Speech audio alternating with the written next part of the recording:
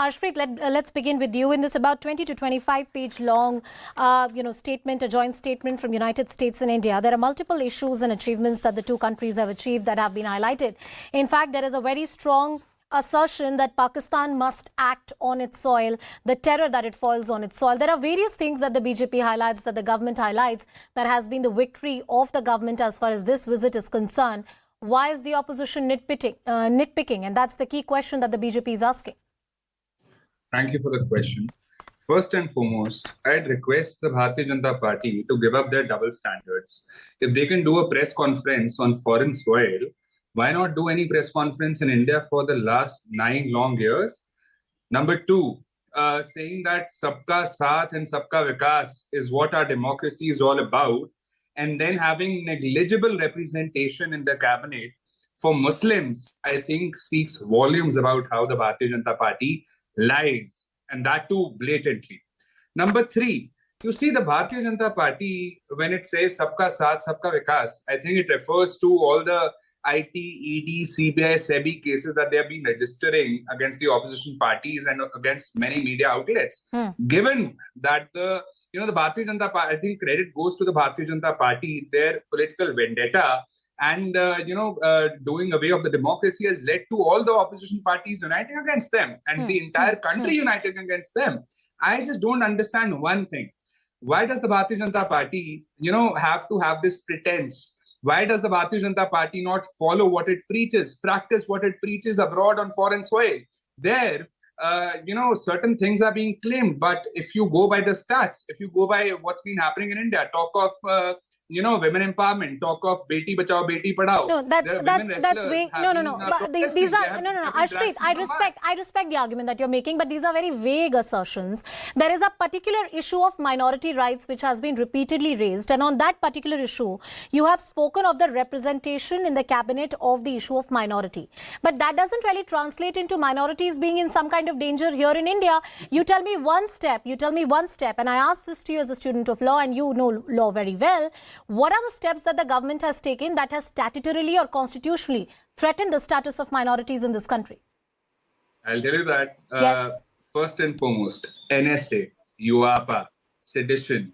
Please pick up all these cases that have been registered and tell me against which community maximum cases have been registered. You will know what the answer to that is. Number two, saying that we are very democratic and then being very dictatorial about it, I think is what the Bharatiya Janata Party is all about.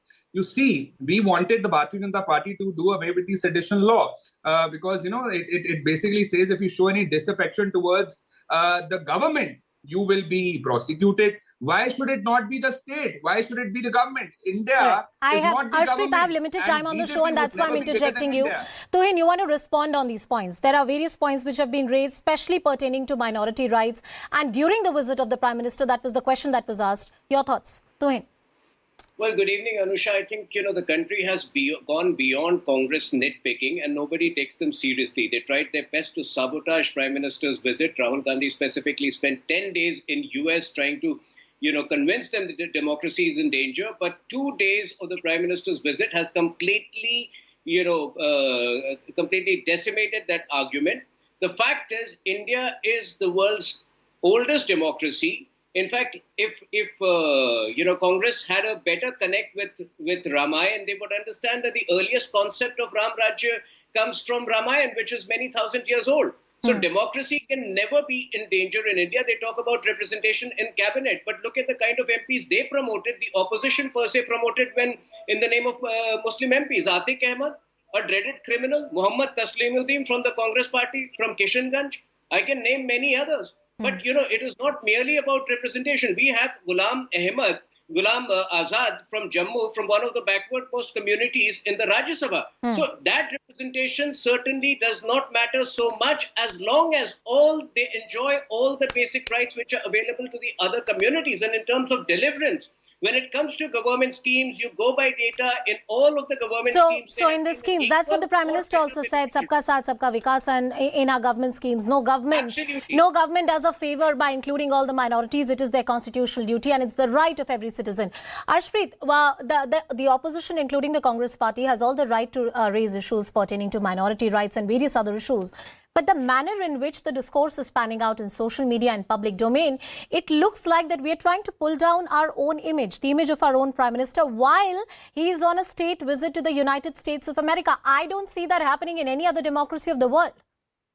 Exactly. I did not see that happening in any other democracy of the world when the Bharatiya Janata Party's leaders went to foreign soil and said that people used to feel ashamed for being born an Indian back in the day when they were not in power, back in the day when our prime ministers, when our other leaders were visiting abroad. You know, this is what the Bharatiya Janata Party has been doing. The BJP is accustomed to blowing hot and cold at the same time, which they need to give up. They need to give up their double standards. Number two, when it comes to minorities, you take an example of NRC, CAA. Due to the NRC, so many people have been left out of the loop. And despite their, going door to door, they have not been helped. Talk of the demeanor of the government, of the police, of the agencies towards minorities when it comes to, taking the law into their hands. They have been demolishing their houses. They have been demolishing their places of work. And the Bharatiya Janata Party says, it's fine because the Bharatiya Janata Party is in power. They can do anything and everything that they feel like. Let me tell the Bharatiya Janata Party one thing. If you mean democracy, start practicing it. Just saying it does not help. Ashpreet, before I have limited time, I also want to bring in Mr. Ashok Sajjanar into the discussion. But I want a quick point from you, Ashpreet. Is it also democratic to make fun of somebody's English or the manner in which they use their language? Is that also part of democracy, and is that also part of political etiquette? Is it good to call somebody Saddam? Is it good to call somebody Diane? Is it good to address the former Prime Minister as No, it's not. No, it's not. It's wrong. Whoever has done it is wrong. That's wrong, right? Yes, it is. That's wrong, right? And whoever is doing it is wrong right now.